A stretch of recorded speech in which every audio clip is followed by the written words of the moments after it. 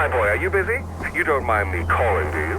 Fantastic. You really are an excellent listener. My name is Couchcube, and Far Cry 4 is set in the fictional country of Kyrat, but it's very much Himalayan, Everest, and an almost Tibetan vibe. It's a great place for a Far Cry game. I'm going to be hitting 2 killer eagles with one stone and look at this game at 60 frames per second, but on Ultra over on PC. PlayStation 5 owners or 9th generation system owners have had a 60 frames per second patch very recently dropped, and what a surprise for a game from 2014. What isn't a surprise is how strong this looks on Ultra. We are only at 1080. I've put VSync on, had a little muck around with some of the variables, settled on a nice sweet spot. Nothing really major came down on the sliders. We got the 60 most of the time. We do see some drops. I'll point them out at some point, and I'm keen to hear if that new patch comes into any frame problems, even though it is supposed to be a PEG 60. You may have been lucky enough to be following my immensely popular PS4 to PC video game series, which I've been producing recently. We just had Far Cry 5, and the differences between this game and that, and the parallels with Far Cry 3 and 4 are pretty interesting. I'm also just trying to work out if it's a decent game or not, whether it stands up against Far Cry 5, or even if it's better than 3. It isn't better than 3, everyone knows that. The Ubisoft Play free gun, it's a pistol, it's Robocop's pistol. You can put a silencer on it, get the magazine expanded almost immediately. It's ridiculously OP. If you're new to this game, go straight to it. It does feel a little bit broken within that front end of campaign.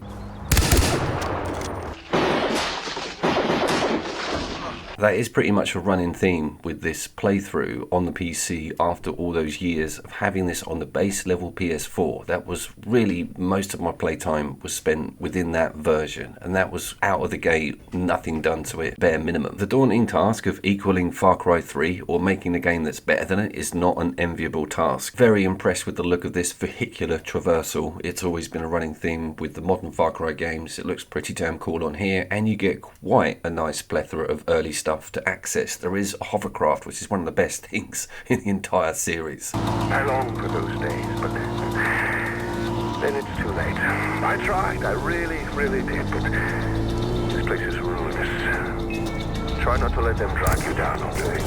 Yashwari didn't send me back here for that.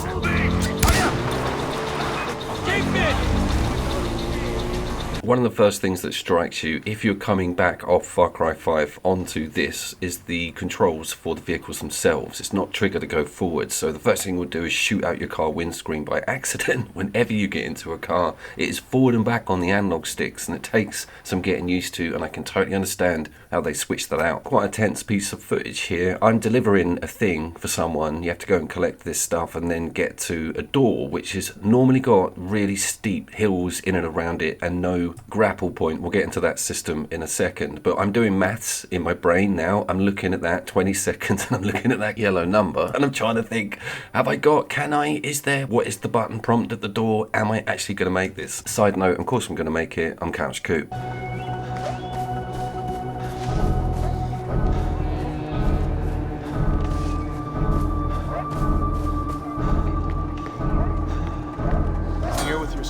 Far Cry 4 has actual mechanized, rudimentary helicopters in it. 3 had gliders, and they blew our minds, to be fair. The fact that you could be so high up and then drop in, and it looked amazing. Wasn't too much pop-in on the old systems with that previous game, and this is pretty healthy considering the age of it, and the fact that we're running it on Ultra. I don't see huge amounts of texture detail coming in late, or trees just swinging in out of nowhere.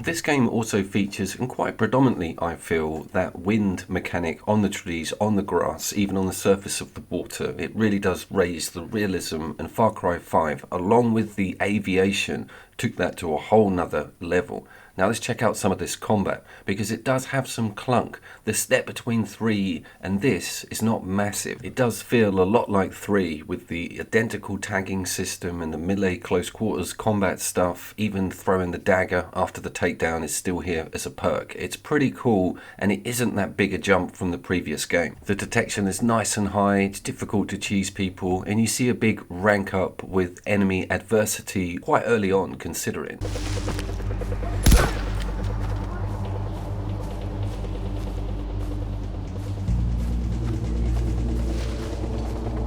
They can't pay us much.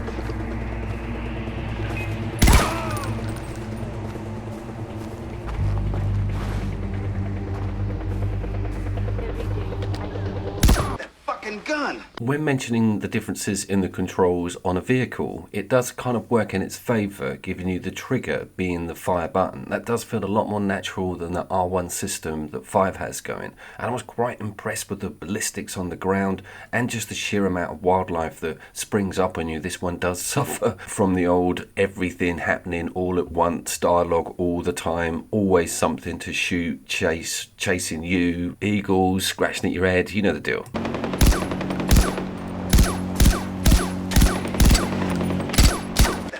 Gun. And as you may have heard me going on about in the Far Cry 5 video, the killing of the animals is far more integral. You cannot get another gun slot without murdering something with 4 legs. It's horrendous. Everything that moves that's wildlife you potentially need to kill, because all of it is needed for your upgrades. It's fair enough, some of them are really terrifying. The rhinoceroses, the tigers, there's leopards. There's a massive plethora of very exciting animals in this game. Could be one of the best.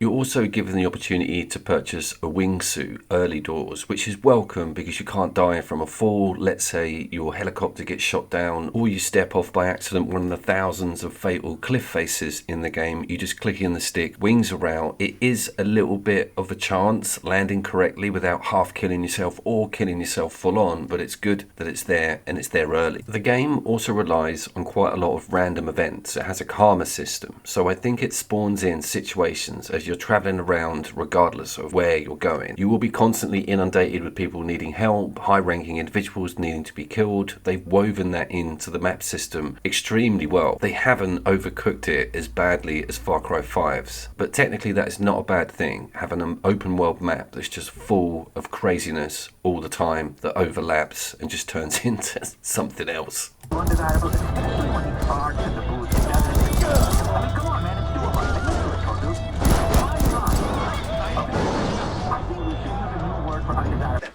Gun. As you can see, those frames are starting to struggle in certain areas. The campaign's giving me bigger bases to take over. There's a lot more like soldiers on screen, explosions, particles. It pushes helicopters quite a lot from Pagan Min's troops. This is your antagonist, we'll get to him in a second, and they'll drop in Black Hawk style. It's very much a flex for what the game is going to throw at you, but some of those scenes were struggling on a frame front.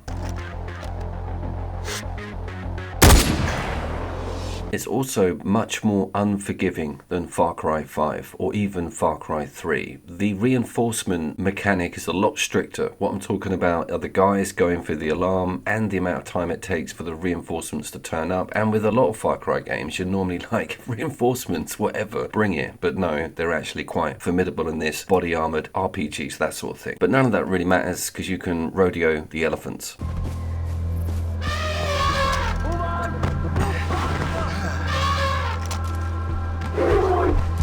Before Far Cry 5 came out, this game would have reigned supreme. Remember, this is an 8th gen release, the first of the series. 3 was on the 360 and PS3, and obviously the engine jump. This is the first time we've seen the Dunia build. It's a lot more advanced than 5.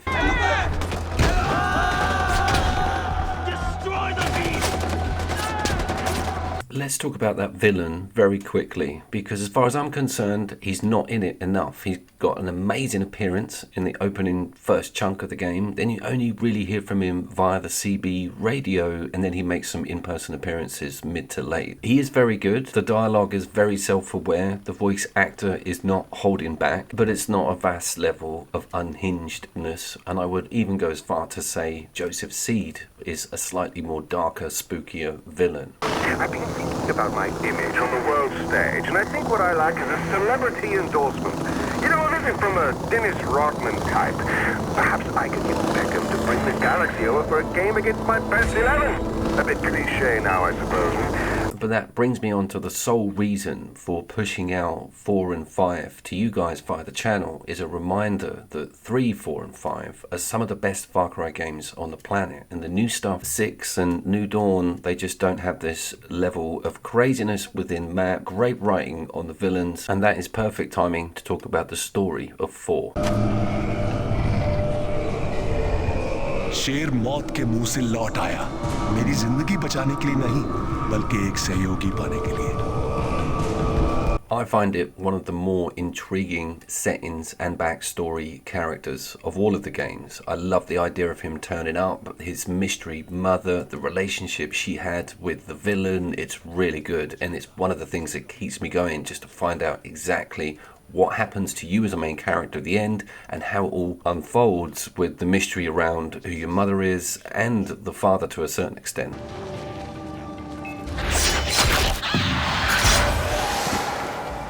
The Shangri-La levels were also as trippy as hell. There's only 4 of them, unfortunately, and they are quite close quarters focused, but you do get the tiger to muck around with, and it's really fun just seeing the colors, all the blossoms, and how they play with the palette within these unique arenas.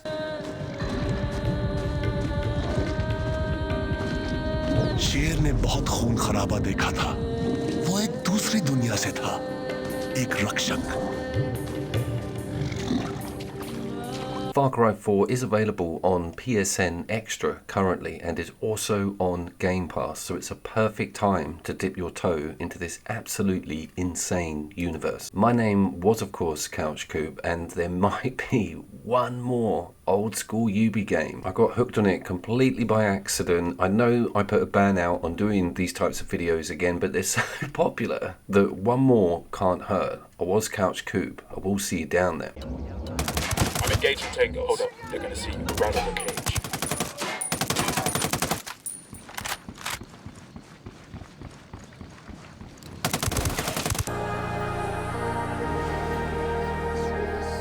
Walk the path.